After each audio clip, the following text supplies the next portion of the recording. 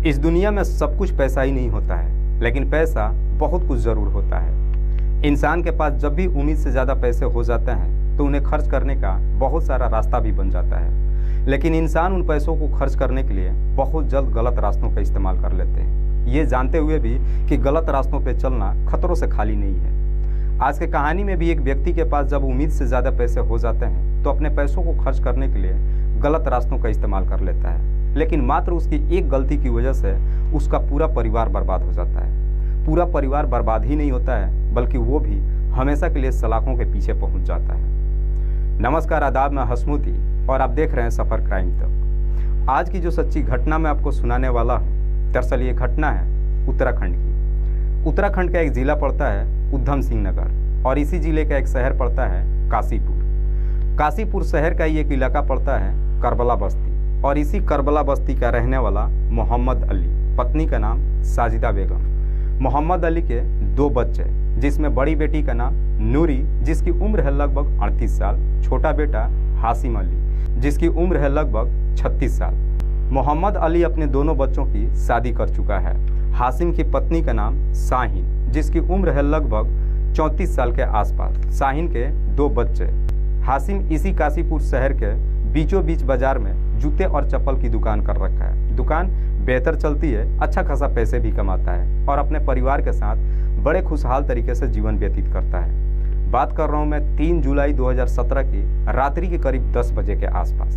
हासिम अपनी बहन नूरी के नंबर पर फ़ोन करता है और कहता है कि बाजी, मेरी गाड़ी का एक्सीडेंट हो चुका है। दरअसल मेरी गाड़ी में मैं हूँ, मेरा बेटा है और मेरी पत्नी शाहीन है, लेकिन शाहीन की स्थिति काफ़ी गंभीर है। तुम प्लीज़ जल्दी यहाँ पर आ जाओ। जैसे ही हासिम इस तरह की बातें अपनी बहन नूरी से कहता है, नूरी भी तुरंत इस बात की जानकारी अपने पति को देती है और अपने पति को लेकर के घटनास्थल पर पहुँचती है। उससे पहले ही हासिम अपनी पत्नी को लेकर के नज़दीकी हॉस्पिटल पहुँच जाता है, लेकिन जैसे ही हॉस्पिटल में पहुँचता है डॉक्टर उसकी पत्नी शाहीन को तुरंत ही मृत घोषित कर देते हैं। लेकिन जैसी इस बात की जानकारी शाहीन के पिता मोहम्मद नसीम को मालूम चलता है, मोहम्मद नसीम भी अपने पूरे परिवार के साथ हॉस्पिटल में पहुंचता है।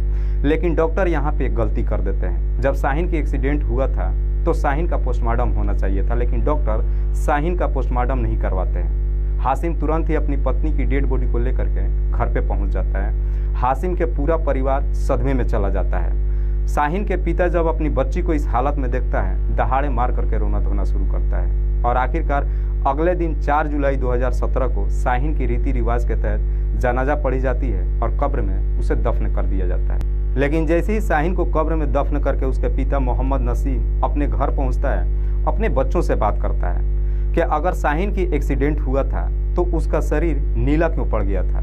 जब मोहम्मद नसीम अपने बच्चों से इस तरह की बातें करता है तो उसके बच्चे भी कहते हैं कि आप बिल्कुल सही कह रहे हैं, हमने भी शाहीन की डेड बॉडी को देखा था, उसका शरीर नीला पड़ चुका था।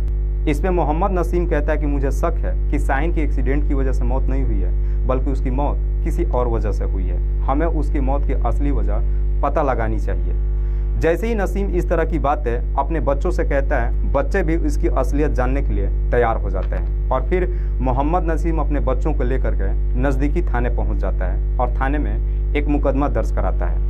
मोहम्मद नसीम पुलिस वालों से कहता है कि साहब, हमारी बच्ची का एक्सीडेंट की वजह से मौत हुई है, लेकिन हमें शक है कि उसकी मौत एक्सीडेंट की वजह से नहीं हुई है, क्योंकि मौत के बाद उसका शरीर नीला पड़ चुका था और उसका पोस्टमार्टम भी नहीं हुआ। हम जानना चाहते हैं कि हमारी बच्ची की मौत किस वजह से हुई है, इसीलिए हम चाहते हैं कि हमारी बच्ची की डेड बॉडी को कब्र से बाहर निकाला जाए और उसका पोस्टमार्टम कराया जाए। जैसे ही मोहम्मद नसीम ये सारी बातें पुलिस वालों से बताता है, पुलिस भी काफ़ी हरकत में आती है और इस केस को काफ़ी सीरियस तरीके से लेती है और पुलिस तुरंत ही अपने उच्च अधिकारियों से बात करती है और शाहीन की डेड बॉडी को कब्र से निकालने के लिए परमिशन ले लेती है। और 4 जुलाई 2017 को ही पुलिस सबकी निगरानी में शाहीन की डेड बॉडी को कब्र से बाहर निकालती है। पुलिस जब शाहीन की डेड बॉडी को चेक करती है तो उसका शरीर पे कोई घाव नहीं दिखाई देता है। पहली नज़र में पुलिस को शक हो जाती है कि शाहीन की मौत एक्सीडेंट की वजह से नहीं हुई है, इसीलिए पुलिस तुरंत ही शाहीन की डेड बॉडी को पोस्टमार्टम के लिए भेज देती है और फिर पोस्टमार्टम रिपोर्ट का इंतजार करने लगती है। लेकिन जैसे ही शाहीन की पोस्टमार्टम रिपोर्ट आती है, एक बड़ा ही चौंकाने वाला खुलासा होता है। पोस्टमार्टम रिपोर्ट से ये साफ पता चलता है कि शाहीन की मौत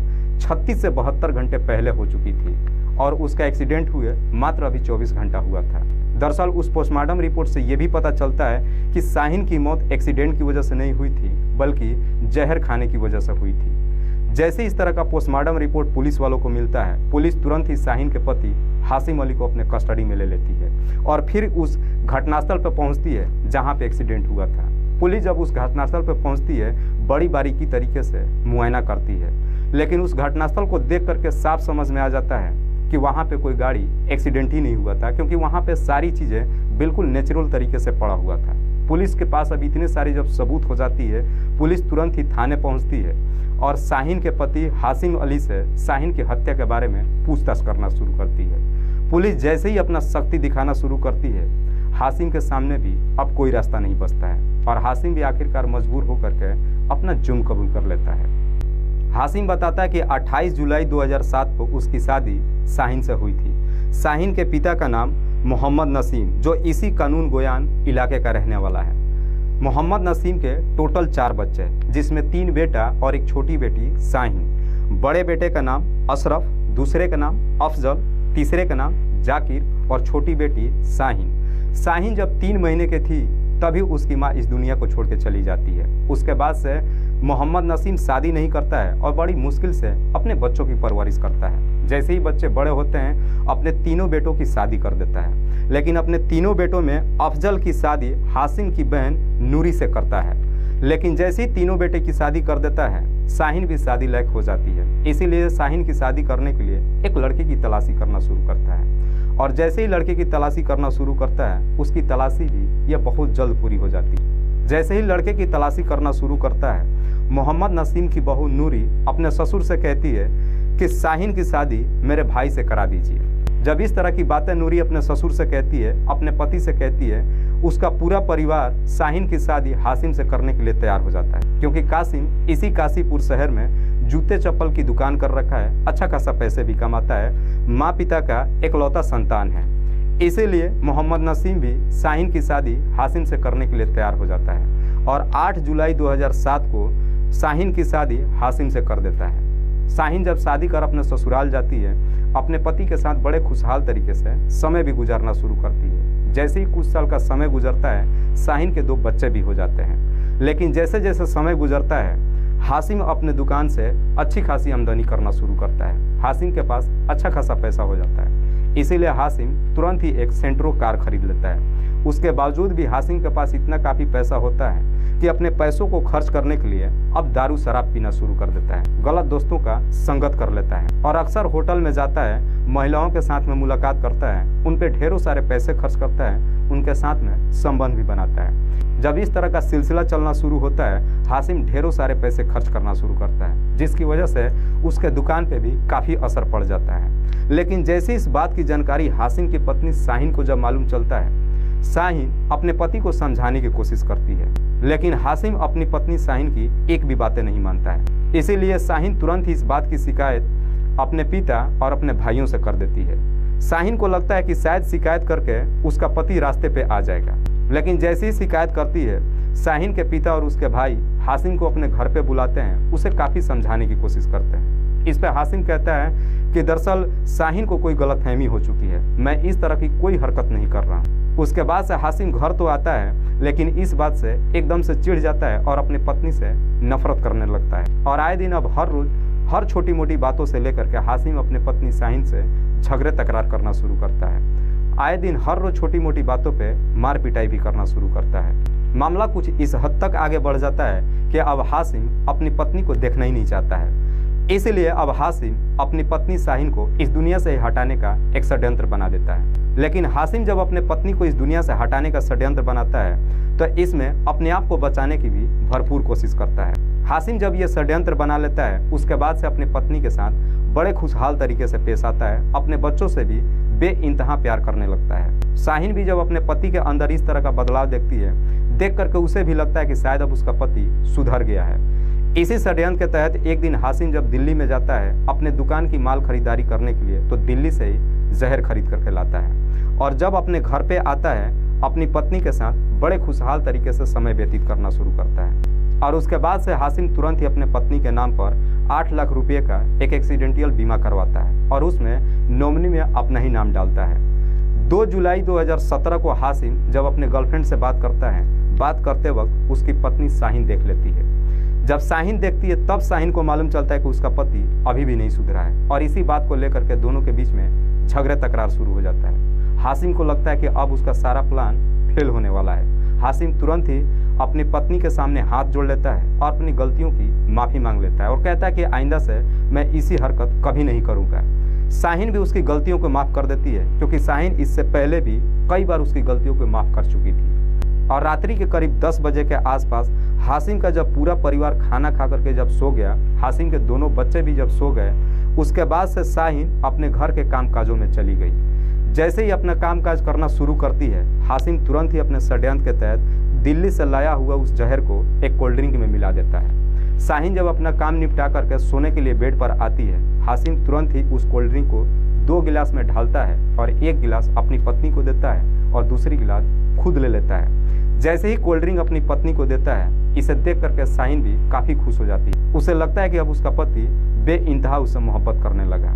खुशी के मारे तुरंत ही शाहीन पूरा कोल्ड ड्रिंक पी जाती है, लेकिन पीने के तुरंत थोड़ी देर के बाद ही शाहीन की मौत हो जाती है। उसके बाद से हाशिम अपनी पत्नी की डेड बॉडी को बेड से उतार करके नीचे रख देता है और फिर बेड पे अपने बच्चों के साथ पूरी रात सोता है और सुबह के 4 बजे के आसपास शाहीन की डेड बॉडी को उठा करके अपने सेंट्रो कार के डिक्की में ले जाकर रख देता है। और सुबह जब बच्चे उठते हैं तो अपने बच्चों से कहता है कि तुम्हारी माँ तुम्हारे मामा के घर गई है, चलो मैं भी तुम्हें लेकर के तुम्हारे मामा के घर जाता हूँ। और फिर अपने बच्चों को बिठाकर गाड़ी में लेकर अपने घर से रवाना होता है और पूरी दिन शाहीन की डेड बॉडी को लेकर के शहर के तमाम इलाकों में घूमता है ताकि उसकी डेड बॉडी को कहीं फेंक दे। पूरा दिन का वक्त गुजर जाता है, लेकिन कहीं भी कोई सुनसान जगह नहीं मिलता है जहाँ पे हाशिम शाहीन की डेड बॉडी को फेंक सके। इसीलिए रात्रि के करीब 9 बजे के आसपास दड़ियल रोड पे जाता है। वहाँ पे उसे सुनसान जगह मिल जाती है। सुनसान जगह जैसे ही मिलती है, गाड़ी को सड़क किनारे लगा देता है, अपने बच्चों को पिछले सीट पे सुला देता है और उसके बाद से अपनी पत्नी की डेड बॉडी को उठा करके अगले सीट पे ला करके बिठा देता है। इस तरीके से बिठाता है जिसे देखने के बाद लगे कि शायद वो सो रही है और उसके बाद से अपने गाड़ी के शीशे को तोड़ देता है और उसके बाद से अपने भी सर को गाड़ी में टक्कर मारता है, जिसकी वजह से उसके सर में थोड़ी सी चोट आ जाती है। और उसके बाद से रात्रि के करीब 10 बजे के आसपास अपने बहन के नंबर पर फ़ोन करता है और एक्सीडेंट बताने का नाटक करता है। हाशिम इस तरीके से अपने षड्यंत्र को रच चुका था। उसे लग रहा था कि जैसे उसकी पत्नी का एक्सीडेंट की वजह से मौत हो जाएगी, उसके बाद से उसका इंश्योरेंस का टोटल पैसा मिल जाएगा और उसके बाद से हाशिम बड़े मौज मस्ती से अपना जीवन व्यतीत करेगा। लेकिन शायद वो भूल चुका था कि इंसान जैसा कर्म करता है उसको बिल्कुल वैसे ही फल मिलता है। जब ये पूरी कहानी हाशिम पुलिस वालों से बताता है, पुलिस तुरंत ही हाशिम को अपने कस्टडी में लेती है, उस पर गंभीर धाराओं में मुकदमा दर्ज करती है, जेल भेज देती है। लेकिन हाशिम की मात्र एक छोटी सी गलती की वजह से उसकी पत्नी इस दुनिया को ही छोड़ के नहीं गई, बल्कि उसके दोनों बच्चे भी अनाथ हो गए। फिलहाल हाशिम के दोनों बच्चे अपने मामा अफजल के साथ रह रहे हैं। दोस्तों, इस कहानी को सुनाने का उद्देश्य मुझे किसी को परेशान नहीं करना है, किसी को तकलीफ नहीं पहुंचाना है। बस आपको बताना है आप जहां भी रहें सुरक्षित रहें और अपनों का ख्याल रखें। तब तक के लिए जय हिंद, जय भारत।